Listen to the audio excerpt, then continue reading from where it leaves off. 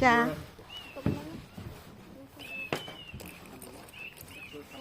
Họ nọ căn đòn treo, ý đòn chèo.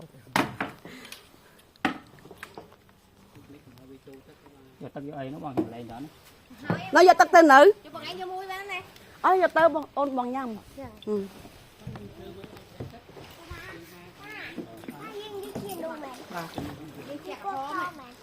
Hello.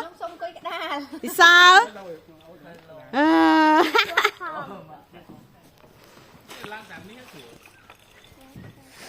Họ, con mà đo mùi mặn, coi cái đá. Mặn coi khôi, phụ bông coi mộc ống mộc.